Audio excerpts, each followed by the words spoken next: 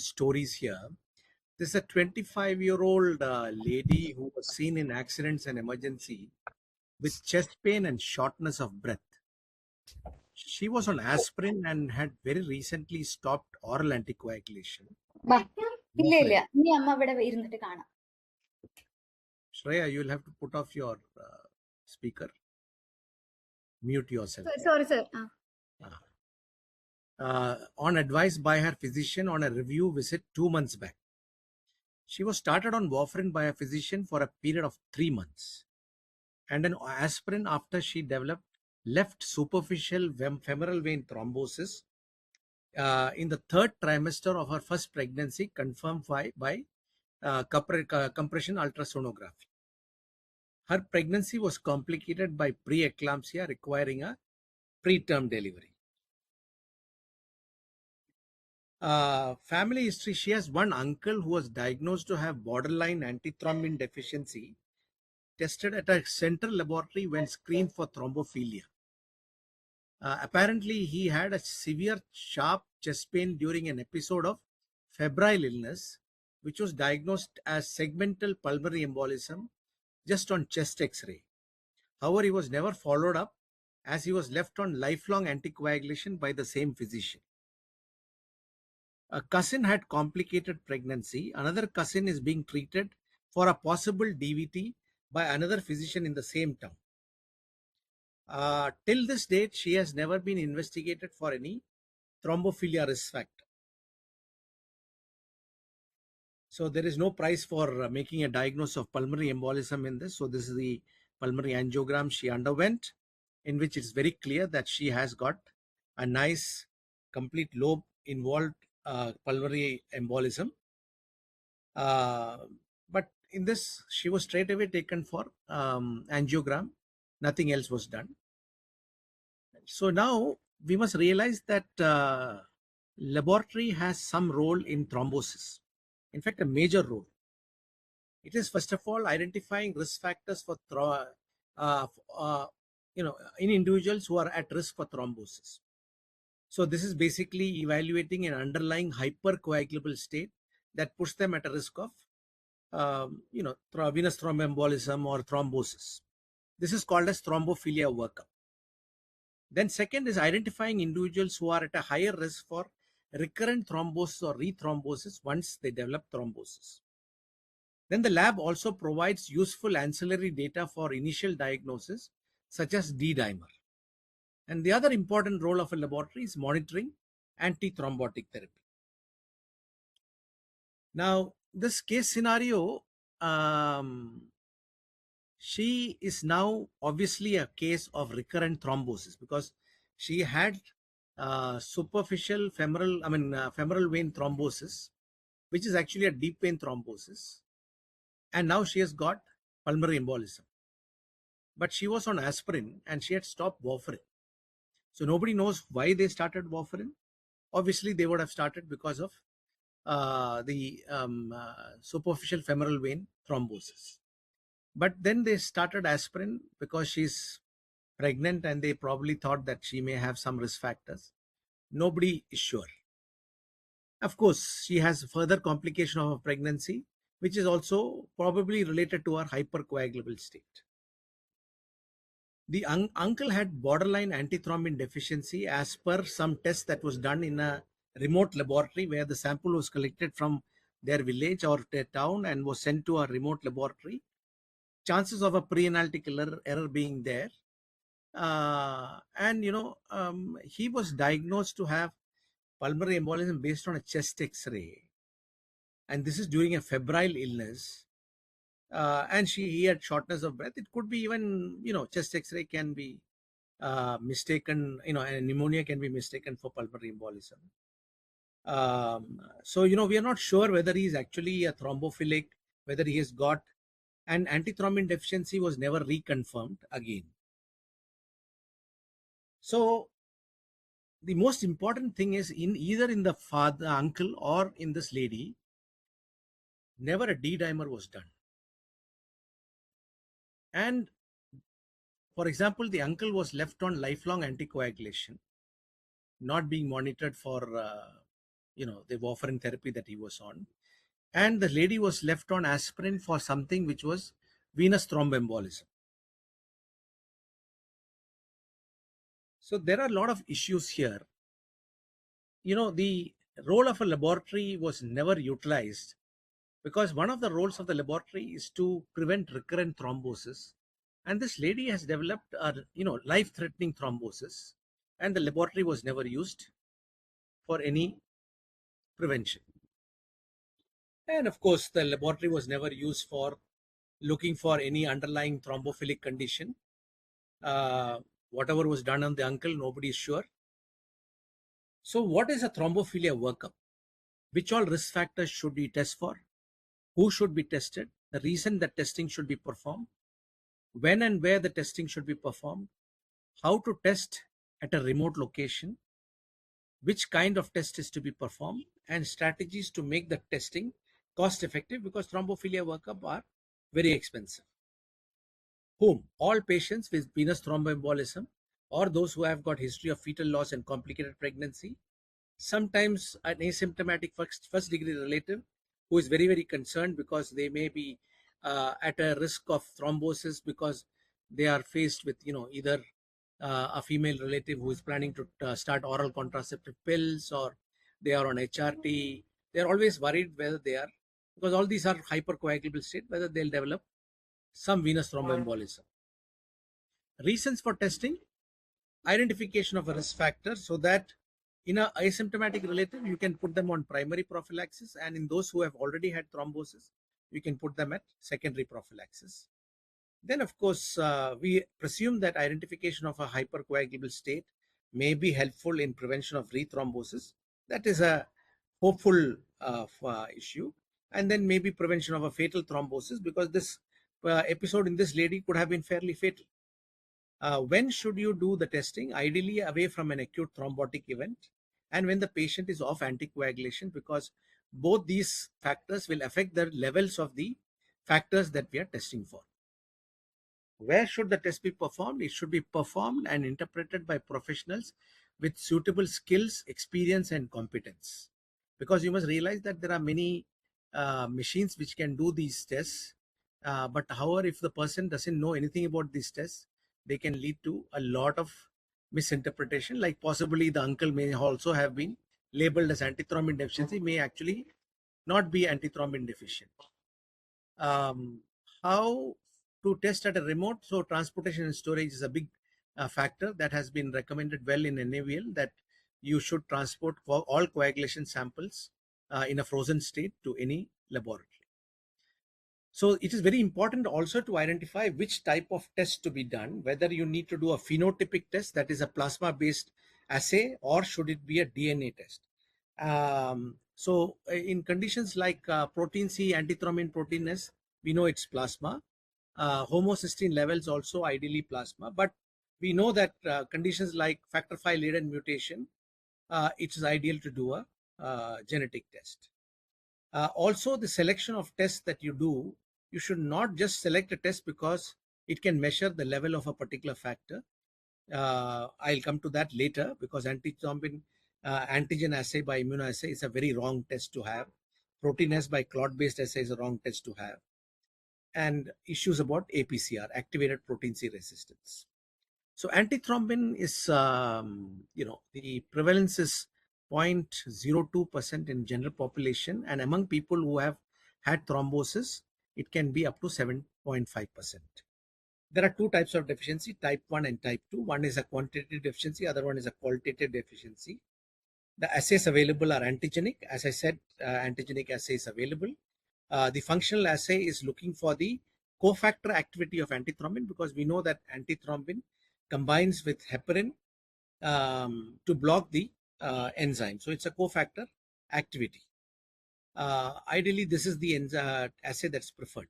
So you can look at the prevalence of the quantitative deficiency and qualitative deficiency. You can see that if you only do antigenic assay, you will miss 88% of antithrombin deficiency. So therefore, it's very important for the lab to do a functional assay. Now coming to protein C deficiency, it's a vitamin K dependent factor. There are both quantitative and qualitative deficiency.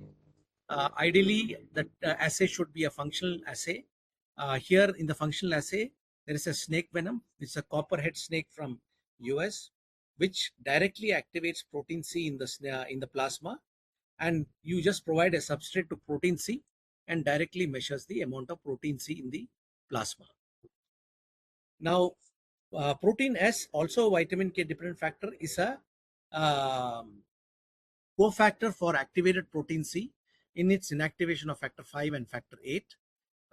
The most of the protein S is bound to the the complement binding factors, but only the free protein S is actually available for function.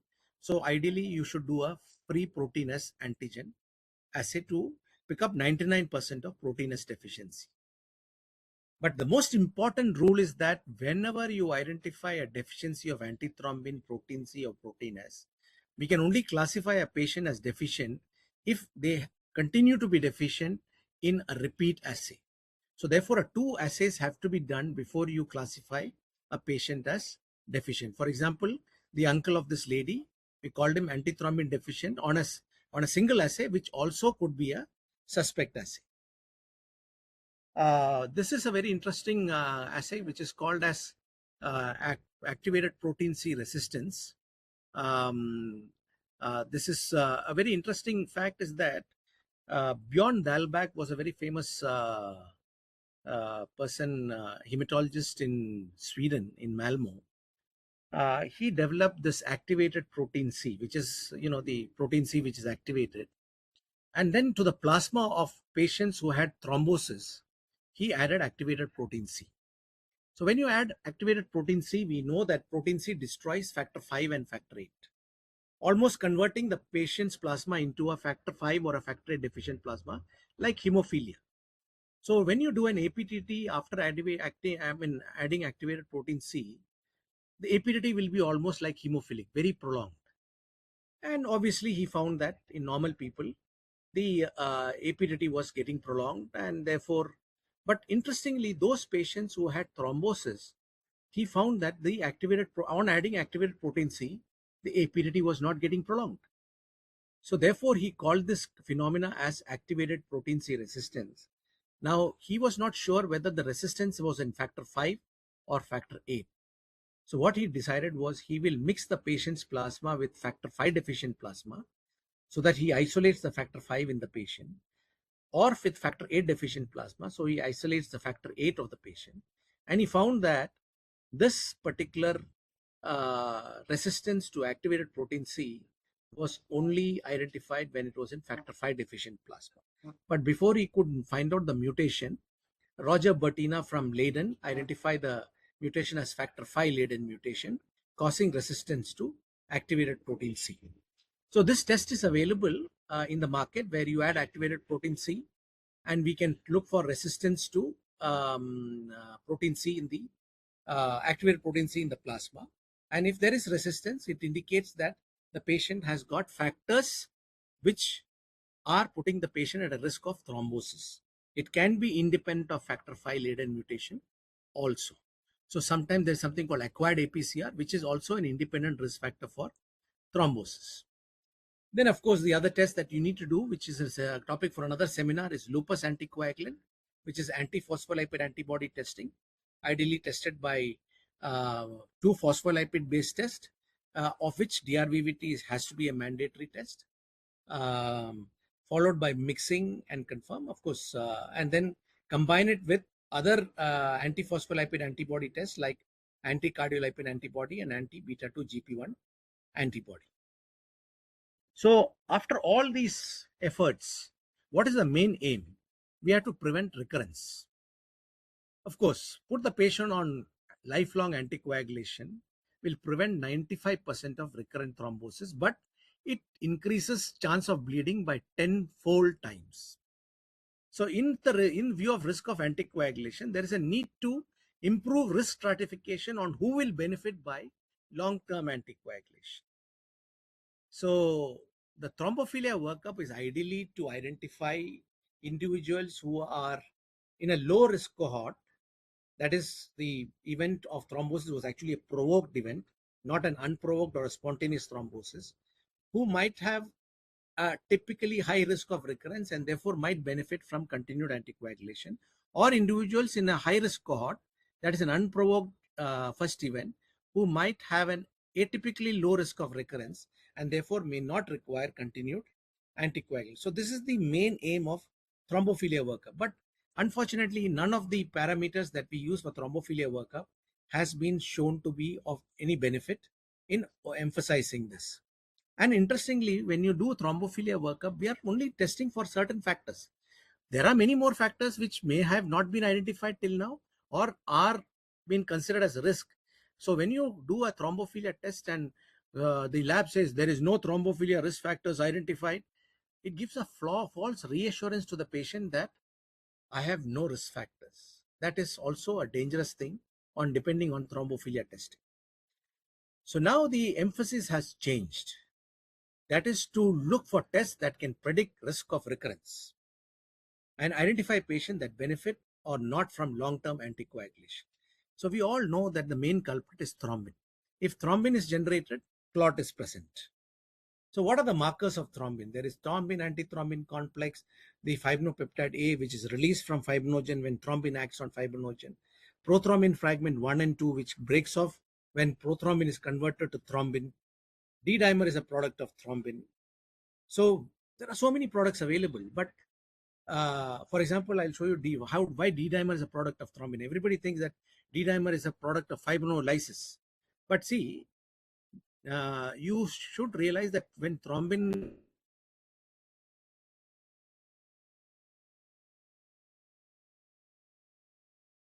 fibrin clot forms with the help of factor 10A, 13, activated factor 13, which is also activated by thrombin.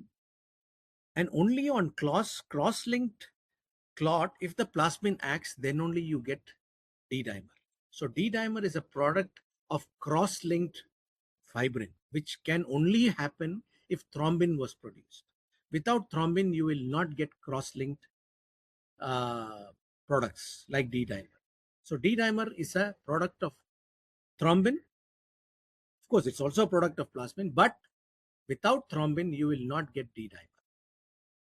These are cross-linked products of plasmin degradation after thrombin is produced. So what is a good test for thrombosis? A screening test. A screening test is ideally defined by a test which is done in a short time with comparatively little effort. It should be cheap, should be very sensitive, and should serve as a selection procedure for further specific investigation.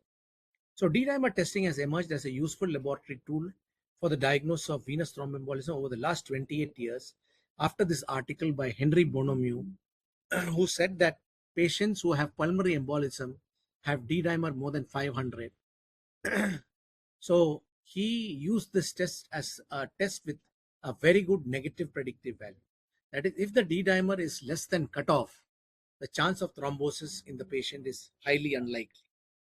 Of course, you can improve the utility of D-dimer by using a very good clinical prediction rule or CPR. For example, there is the Geneva score, which is for deep vein thrombosis. Then there is the modified Well score, which is for pulmonary embolism, which uses various risk factors for thrombosis to score the patient whether he's got a high probability of the thrombosis or a low probability of thrombosis. And then when you combine it with D-dimer, you can see that a negative D-dimer and a low clinical probability, you can send the patient back home. A negative D-dimer and a high clinical probability, keep the patient and investigate further with all those expensive and complex investigations like pulmonary angiogram, VQ scan, and compression ultrasonography. Of course, if there's a positive D-dimer, you need to investigate further.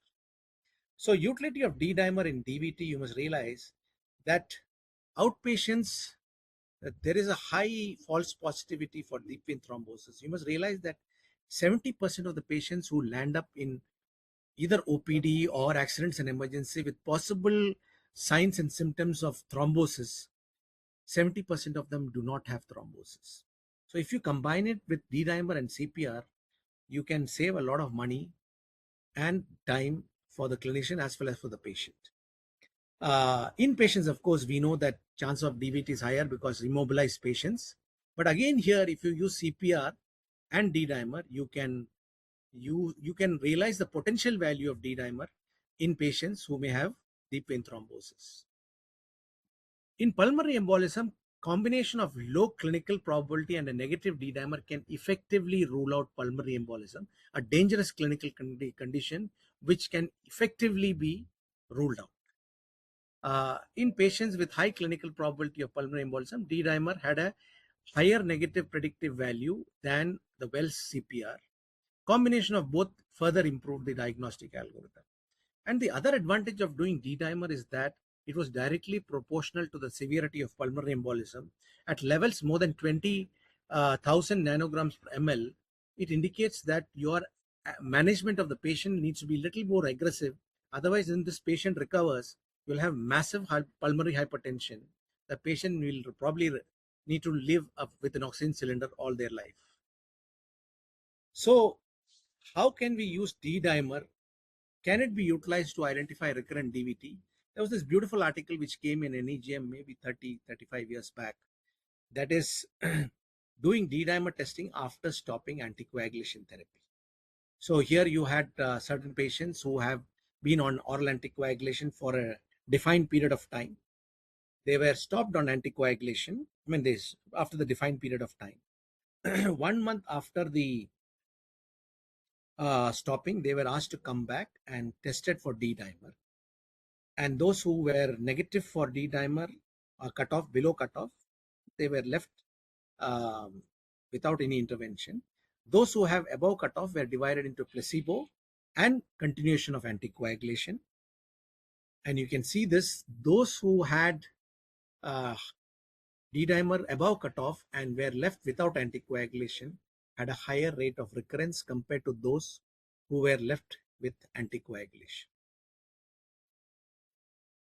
So that showed that there was a risk a hazard ratio of almost 2.27 for recurrent venous thromboembolism. Now people thought that, I have to come back to the hospital after 1 month. I have already suffered. Let me go peacefully. This was a study which looked at D-dimer at the time of presentation when they presented with thrombosis, and they divided them into those who had less than 1,500 and those who had more than 1,500 and various categories. And you can see that those who had less than 1,500 had a lower risk of recurrence compared to those who had more than 1,500.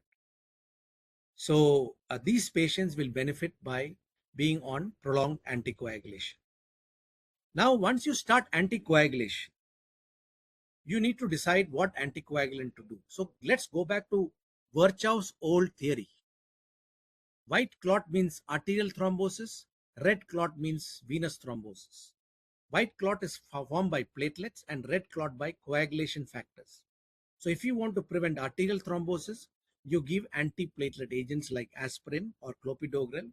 And if you want to prevent red clot, you need to give anticoagulants, either which suppresses coagulation factors like warfarin, or those who block coagulation factors like heparin, or the direct oral anticoagulants like anti-10A agents and anti-2A agents. But the problem with anticoagulation is that it's a very fine balance. There is a risk of bleeding. I'm talking about the older anticoagulants like warfarin especially. DOACs, we do see patients who get these problems, but the chance of these problems are very rare. When the anticoagulation is too less, they will get a clot again. So this is very common with warfarin. So therefore, we should know what is an adequate dose or an appropriate dose for anticoagulants so that they don't bleed. At the same time, they don't have rethrombosis. This can only be done by laboratory monitoring of anticoagulation, which are done by tests for hemostasis. Now, heparin, of course, you need to measure the APTT. These are usually in patients in the hospital. The APTT should be 1.5 to 2.5 times normal or baseline to get adequate anticoagulation. So if it's between 1.5 to 2.5, chance of recurrent thrombosis or chance of bleeding is much less. warfarin, which is basically which prevents the action of vitamin K on vitamin dependent factors. When you give that, so you need to measure these coagulation factors by a simple test like prothrombin time, because prothrombin time is the extrinsic pathway factor, that is factor 7, factor 10, factor 2 is there. So if you can keep the prothrombin ratio 2 to 3 times than normal, that means the patient is on adequate anticoagulation. If it's going to be less than 2 times the normal, that means he's likely to have a recurrent clot. If it is more than 3, he's got a chance of a bleed. So let's look at this patient who is discharged from CMC after deep vein thrombosis on warfarin. His ratio was 2.5, which we say is adequate because it should be between 2 and 3. He goes back home, he checks at the laboratory near the house. The ratio is only 1.6 times normal. He informs the doctor. Doctor says, oh my God, that is too less. You will get a clot again. Why don't you increase by 1 milligram today evening's dose? 3 days later, he's brought unconscious to the CMC casualty, and the CT showed that he's got a intracranial hemorrhage. But before he comes to CMC, when he gets admitted to the hospital, the lab does the prothrombin time, and prothrombin ratio is only 3, which again is therapeutic. So, they didn't suspect any bleed, but only when they came to CMC, they realized the patient has got a bleed.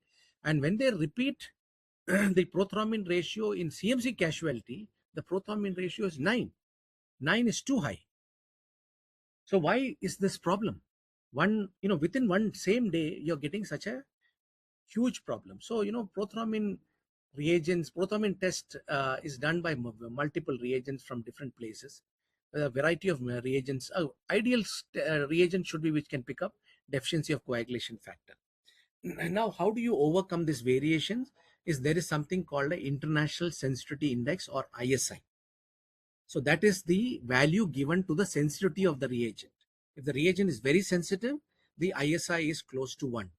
If the reagent is not very sensitive, ISI will be more than 1.7 or even up to 2.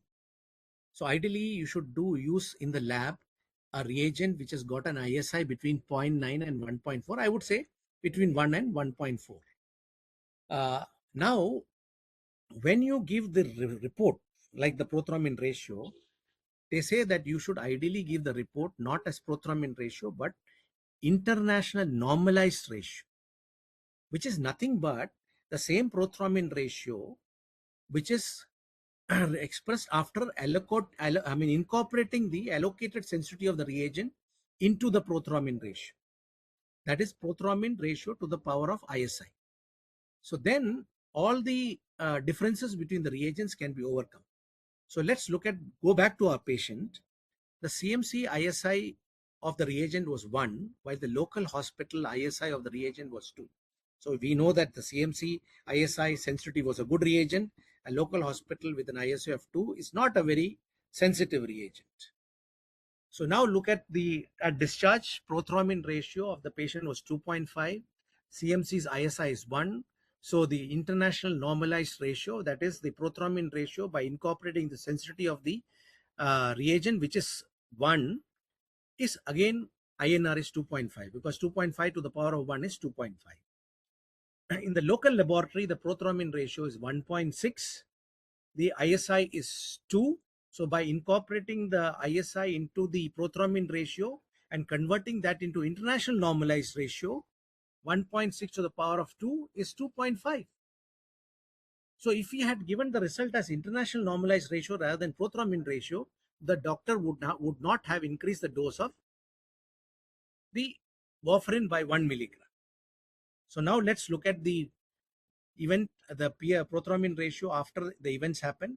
Prothrombin ratio at the local place was 3. ISI is 2. So INR is 9. 3 to the power of 2. And in CMC also, the INR and the prothrombin ratio were 9. So you can see the importance of why INR is very important. Basically, of course, though the lab should not have used a reagent with an ISI of 2, but still if the lab had used INR, would not have caused major harm to this patient.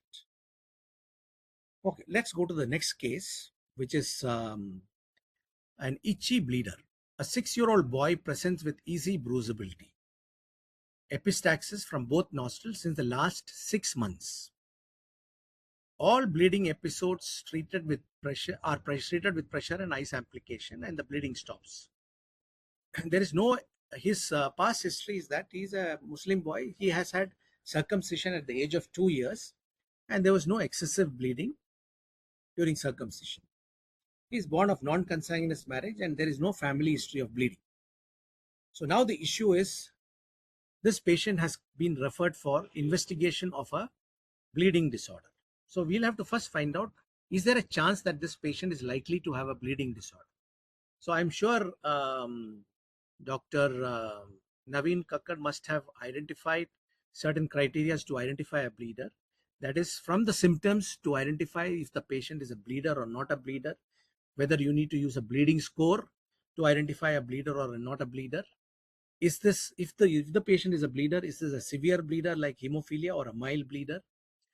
Is it a primary hemostatic defect? That means, is the patient having mostly symptoms of platelet disorders or von Willebrand factor like superficial bleeds like epistaxis, melena, or mucosal bleeds or skin bleeds, or secondary hemostatic disorders which are deep bleeds like hemarthrosis, large hematomas?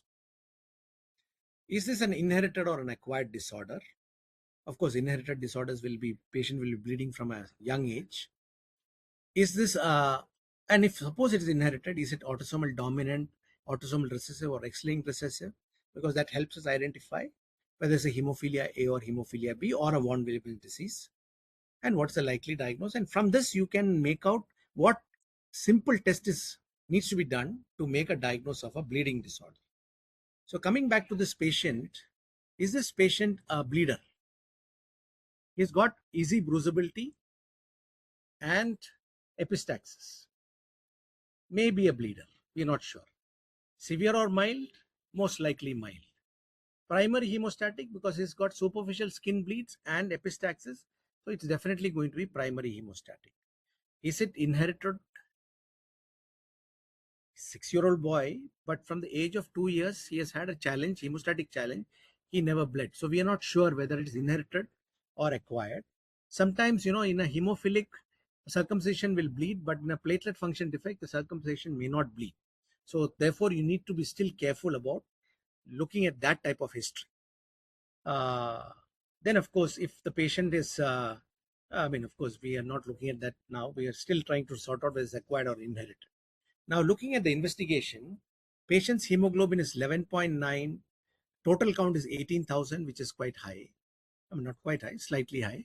Differential count, neutrophil is 37, lymphocytes 44, child eosinophil 11%, monocyte is 7%.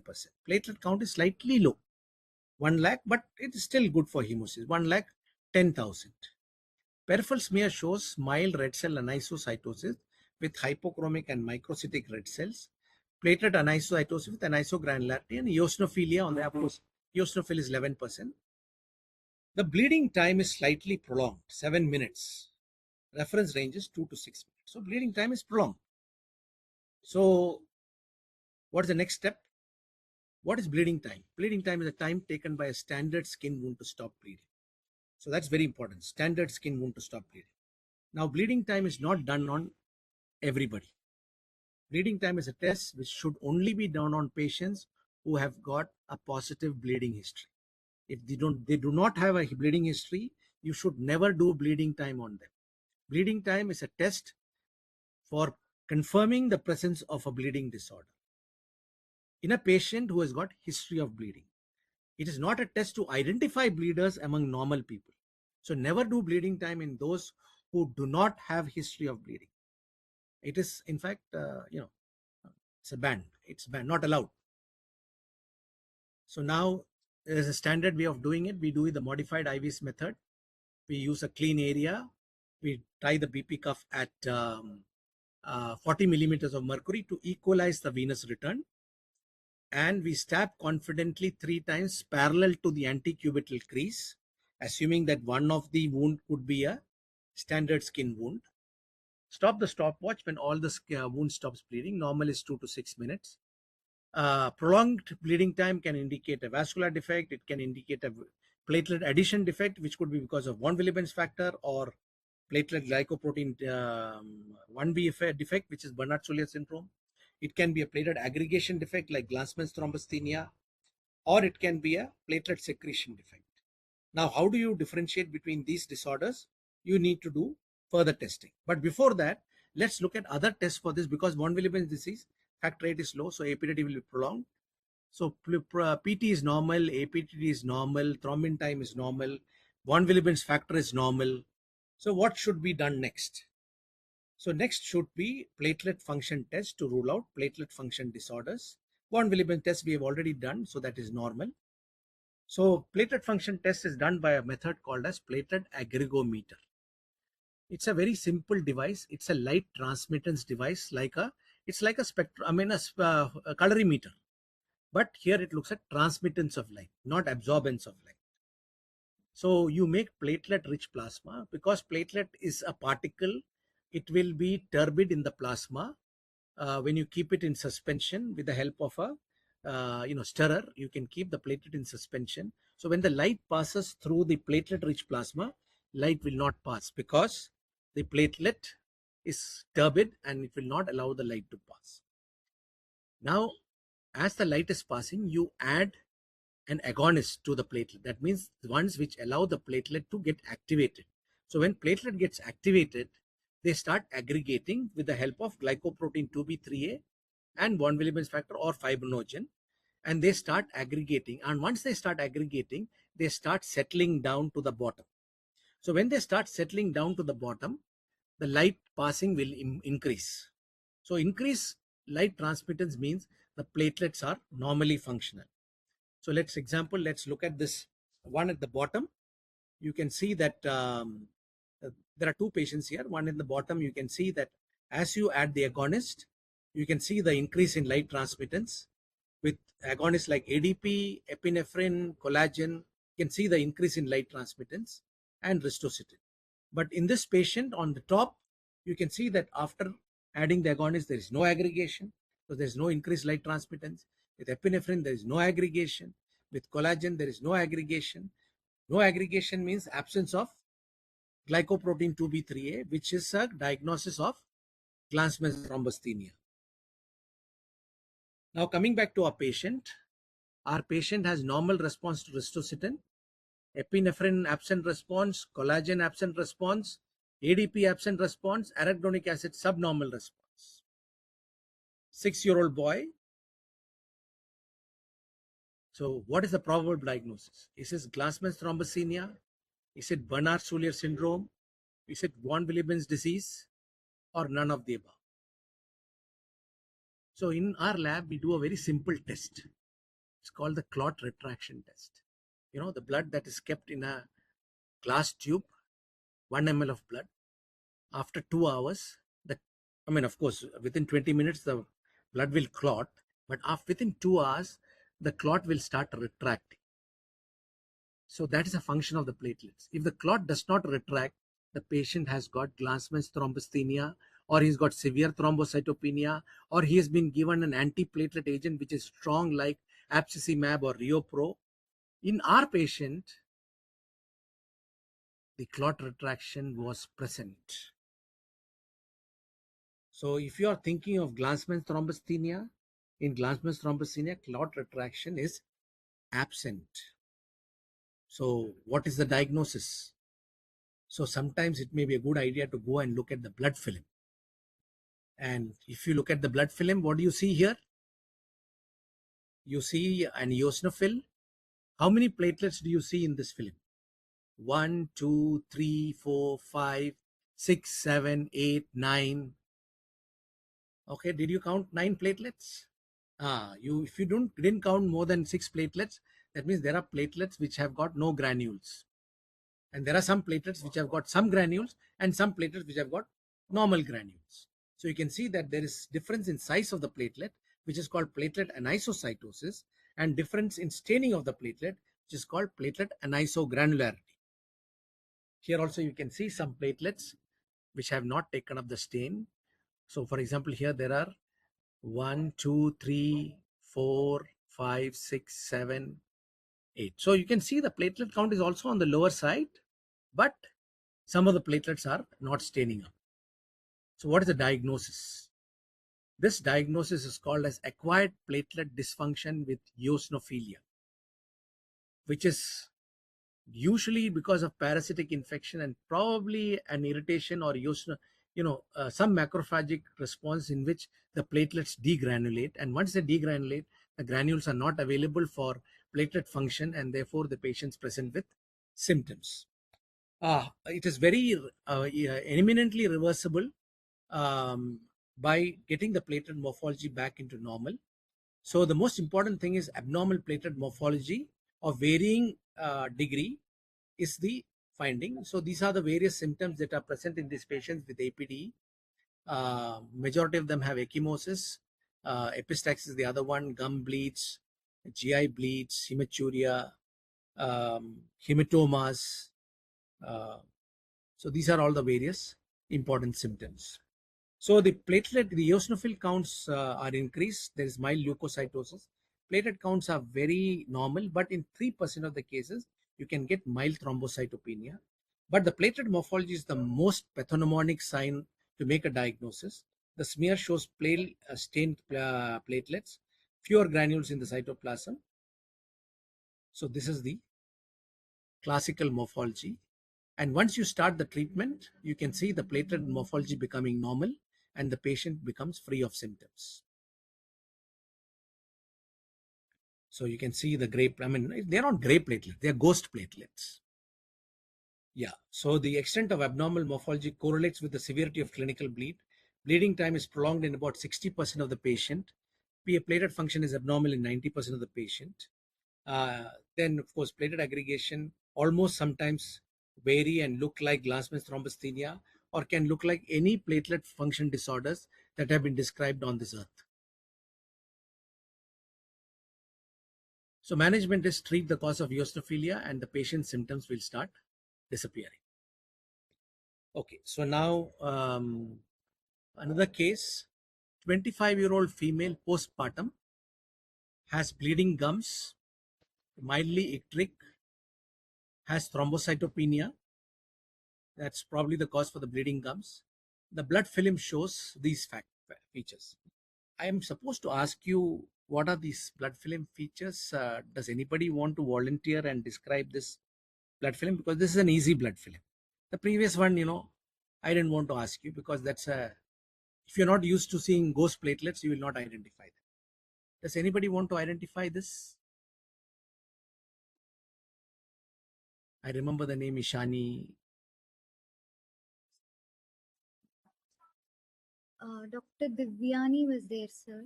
Okay, fine. Go ahead. What do you find in this blood film?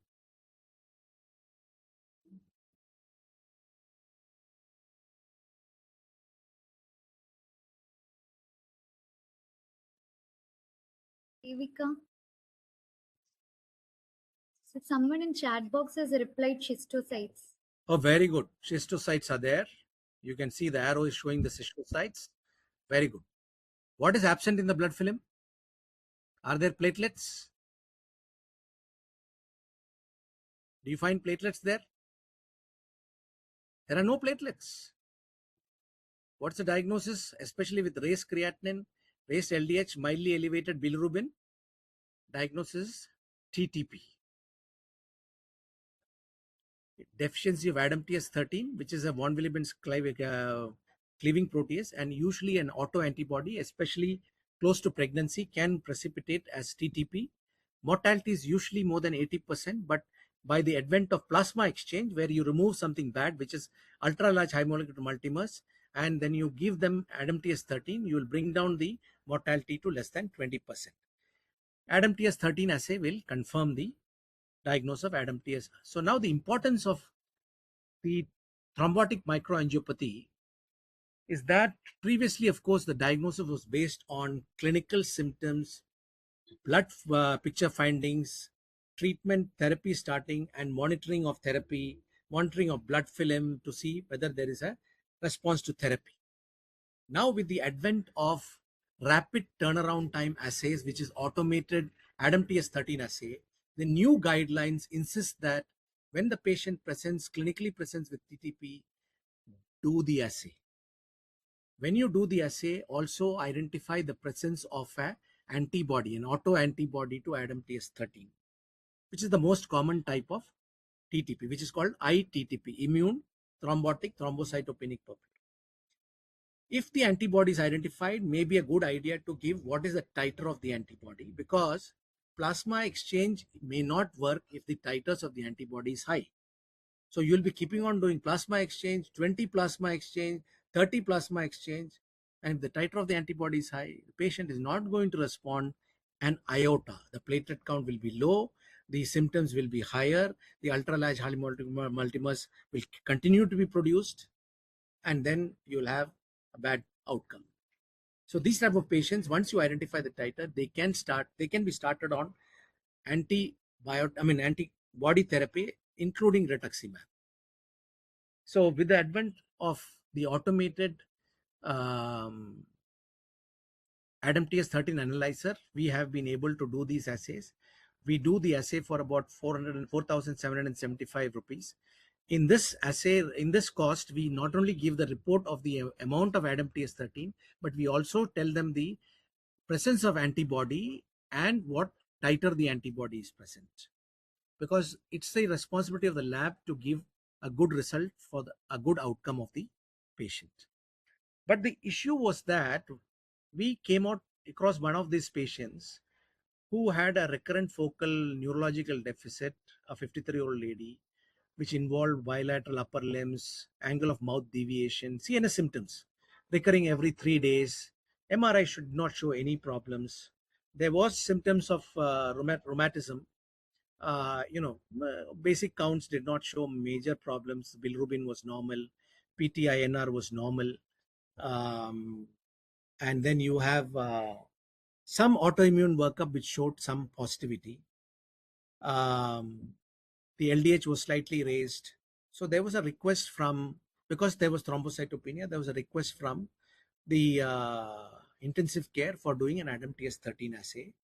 We did the ADAMTS13 assay and it was low. And we also reported antibody in it. So the hematologist was called, the hematologist saw the patient, and she called and said, "Sir, this patient does not have TTP." Then I said, okay, we'll repeat the assay. We repeated the assay, and the repeat assay came normal. That is within 3 days. Again repeat, it became normal. Then we decided that there's a problem with this automated assay. We can't completely trust it. We got another format of an assay, and we repeated the assay on that particular format, which is the different form of assay, which is considered to be more reliable. And we found that, but was slightly more expensive.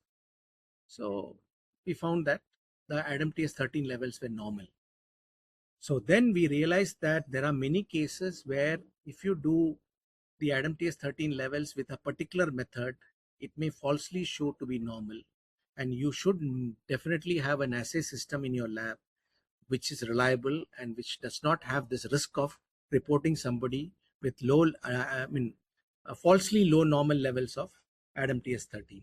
And there are many articles which have mentioned about these problems with these newer assays and the reliability of the latest assay.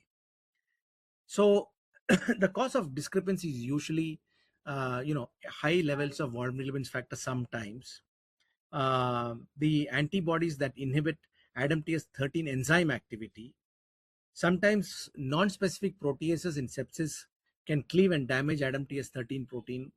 That also can happen. And apparently slow normalization of ADAMTS13 activity when measured by the older method. So now many people have got the platform, and you must realize these platforms are not cheap. They have invested money. They have bought kits which are also quite expensive. So can we just discard it and change? Because getting the other platform is going to be twice more expensive. So test platform migration is very challenging. So we decided that let's look at a strategy not only for CMC, because now we have got both technology, but nobody else has got both the technology. shall we look at one way where we can not only get a solution for us as well as for other people? So whenever a patient sample comes, we do a plasmic score. So plasmic score is based on platelet count of less than 30,000, which is a score of 1, presence of hemolysis, which can be based on reticulocyte count or indirect hyperbilirubinemia, score of 1. And we also try to look for conditions which can create presence of schistocytes, like malignancies can cause schistocytes, that is TTP of malignancy. So there should be no cancer. Transplant medication like cyclosporin can cause schistocytes. So there should be no history of transplant or transplant medication. Megaloblastic anemia should not be there because that can also form schistocytes. DIC can form schistocytes, so therefore INR should be less than 1.5. So based on the plasmic score, which is each of them having a score of 1, if the score is more than 5, we know that there is a high chance of this patient to have low levels of ADAMTS13. So in that case, we do it in the older platform, and if the plasmic score is low, we do it in the newer platform. So what happened before we got the newer platform? We always did the plasmic score, and if the plasmic score is less than 5, we tell them not to do the assay, which of course caused a little bit of heartburns in the bedside physician. They said, how can you tell us not to do the assay? I said, plasmic score is low. You will get a false chance that you will get a falsely low ADAMTS13. Don't do the assay. So, it's sometimes a little waste of time so we decided that we'll get the new technology, let them order it. We will do the plasmic score. And now that we have got the availability, we will do on the older platform. If the plasmic score is more than 5, that means there's a surety of an ADAMTS13 deficiency. Okay, so now what about those people who do not have the new technology? So let's imagine CMC only has the old technology. Plasmic score is low. We do the test. Even if you get low ADAMTS13 levels, we always put a note: repeat ADAMTS13 level in view of low plasmic score. Now you must realize that cost of the test is not cheap. So unlikely to have a repeat. Probably they will look at the clinical, they'll probably add more clinical sense into the picture, and probably they'll get a better clinical sense in managing the patient. So this sometimes can be a very easy way to overcome difficulties. Now the last case, do we have time, Shreya, for the last case? Yes, sir, we have. Okay, fine. So this is Miss S, 22-year-old, diagnosed to have acute fatty liver of pregnancy, bleeding with severe coagulopathy after delivery. After 8 red cells, 8 FFPs, 21 units of cryo, 16 units of platelets, and 7 separate monitoring of PT, APTT, fibrinogen, hemoglobin, and platelet count, she was considered to be no longer coagulopathic because PT was 12.1, APTT was 28, fibrinogen was 145, hemoglobin was 9.1, and platelet count was 95,000. But the patient was continuing to ooze despite these test results. Issue is, does clinical management create another acquired coagulopathy? Why are these tests not reflecting clinical bleeding? So now you have a scenario: pregnancy with normal coagulation parameters, patient bleeding. First and foremost, we must realize that pregnancy is not normal human being. It's a totally different physiology. There is a huge change in coagulation factors, which are aimed at protecting the mother during pregnancy. When the placenta comes out, it's a raw area of bleed. All these changes are to prevent the mother from bleeding. So why bleed when the parameters are normal? You must realize that majority of the bleeds that happen in post-pregnancy is because of atonic PPH. The tone of the uterus is not back, 80% of them, or a trauma to the uterus. DIC is absolutely rare, causing postpartum hemorrhage. So you can realize that, traditionally, if you look at most of the articles, PT, APTT, and all these fibrinogen counts are absolutely normal in patients on PPH. There's one study in which 465 women were found to have normal PT, APTT till the replaced blood volume reached 5 liters. That's almost replacing the whole blood volume. So we must realize that the tone or the contraction of the uterus is the most important part of hemostasis after the placenta comes out, as is vasoconstriction, which helps hemostasis when we also have bleeding. And you must realize uterus is full of smooth muscles which will contract. So mediation of vessels by smooth muscles is very important. But when you have expulsion of the placenta along the decidua, it exposes the myometrium and blood supply network. And you must realize hemostasis here is a very different physiology. It is not just coagulation factors changing levels. It is basically the area where the blood is coming from has no equal to any form of bleeding that can be described in a human being. You must realize that as the pregnancy progresses, the spiral arteries disappear. Spiral arteries is supposed to have a wall. The wall is not there. It's gone. So it's just dilated,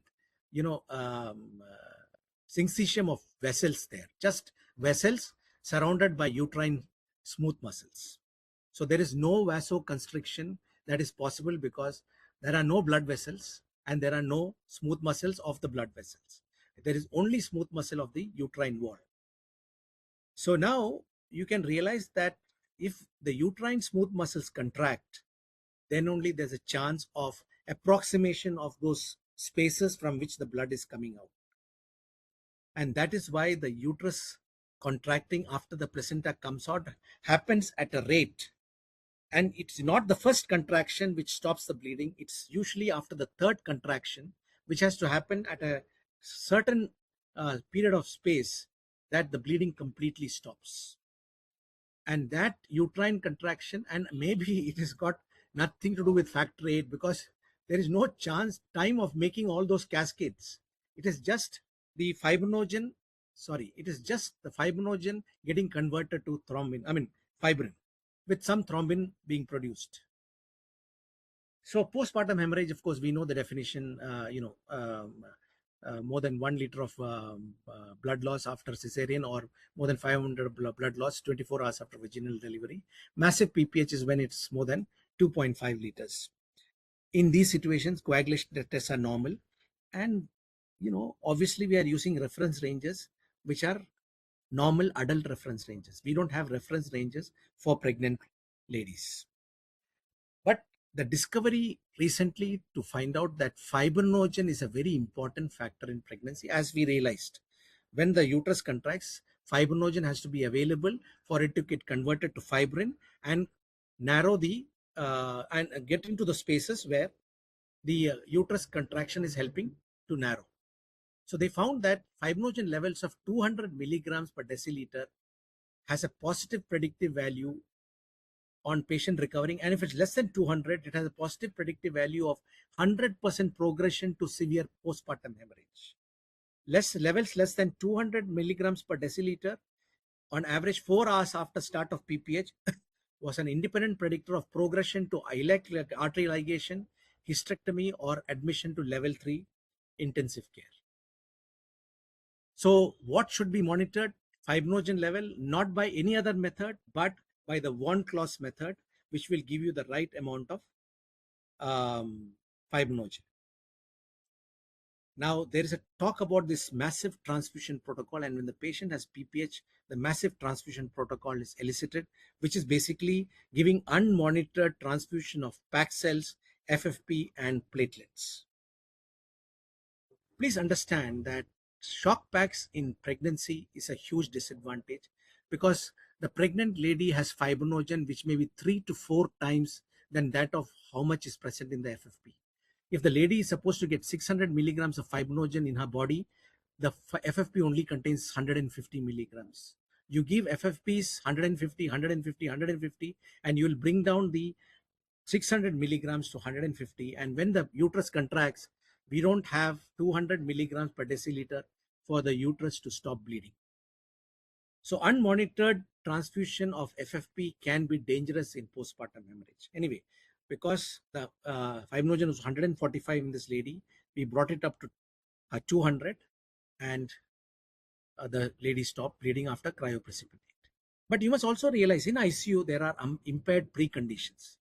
patient has acidosis, which causes platelet dysfunction, which brings down the binding of calcium.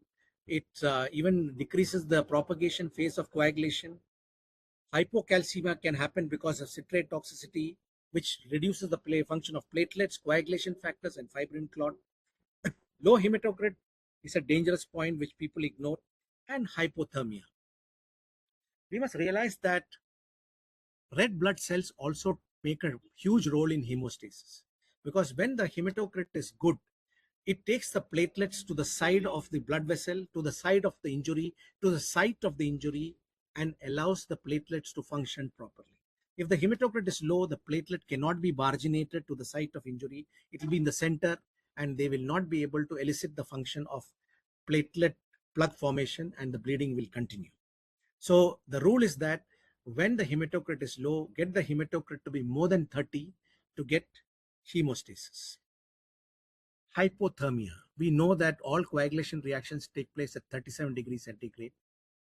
They are all enzymatic reactions. Now, when the sample is sent to the lab, we do all the tests at 37 degrees centigrade. But please remember, the patient in ICU may be hypothermic.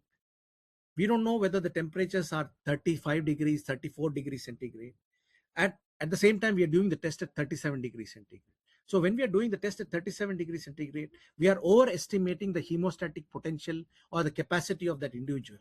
If we had known 34, we can change the temperature of the testing scenario and probably give the true hemostatic potential of the individual. So, but that is it's a good altruistic scenario. I would have loved to have it happen. I have got system in which I can bring down the temperature, but my ICU is very happy with the hemostasis management that our lab does. So this is just a scenario just to highlight. This is a lady who, a hematologist who contacted me from Pune because of an issue introduced by one of my students who is also a hematologist there. We are talking about, this is December 10th. We're talking about a patient who underwent, 67-year-old lady who had a son with a bleeding history, possible hemophilia, but she underwent a CABG in the first week of November. Everything was fine. She was on double antiplatelet agent. She developed complications in the ICU. She developed uremia. She became dialysis dependent. She continued to bleed. You can see that she had excessive bleed during intercostal drainage insertion. Her APTT was prolonged. Because the APTT was prolonged, they were giving FFPs. Mixing studies were being done. APTT was prolonged. But in this whole story, I read that the patient has been bleeding, but right now the bleeding was from dialysis catheter site, oral cavity, and also had mucosal bleeds, occult blood in the stool. The hemoglobin persistently dropped, platelet counts dropped. No amount of FFP and cryo could solve the bleeding. They also gave activated protein concentrate. They also sent, thromboelastography pictures and all those things. But in that history, I read something, and the bleeding was a microvascular bleeding. And this is the message I sent her. Of course, it was quite late in the night. I said, get her PCV more than 30 in 30 minutes. Because the patient was on dialysis, you can't give 3 or 4 units of platelets, pack cells in 30 minutes. Because you must realize that when you want the hematocrit to go up from 20 to 30, you need to give 3 pack cells or 3 to 4 pack cells for sure. But you must realize that the patient is bleeding from one side and you give blood from one side. To get the hematocrit to more than 30 will not happen. So I said, get the hematocrit to more than 30 in 30 minutes. And obviously she followed it and the bleeding stopped. So we must realize that transfuse to correct only when abnormal bleeding is evidence, easy in facilities which have blood and blood products within sight. Good to know what to correct. There are only 4 choices: red cells, FFP, platelets, and cryo. Hemostasis changes in liver disease tilt towards hypercoagulable state. However, the test will tilt towards hypocoagulable state, including rotam and TEG. Products, especially FFP, have lesser factors than patient, leading to a risk of dilutional hemostatic potential or dilutional coagulopathy. So it's most common cause in unmonitored transfusion of shock packs. So thank you very much for your patient listening. I'm ready for questions. Sir, we have one question. Can a stego-free protein assay acceptable? I think So thing is, free proteinase assay can be two ways. One is an antibody which can capture free proteinase, or a capture is done by C4b binding protein. Both are good. So there are some assays which is C4b binding protein capture. I think the stego one is C4b binding protein capture, while Sysmex is the antibody to free proteinase as a capture. All assays are good. no more questions in the chat box, sir.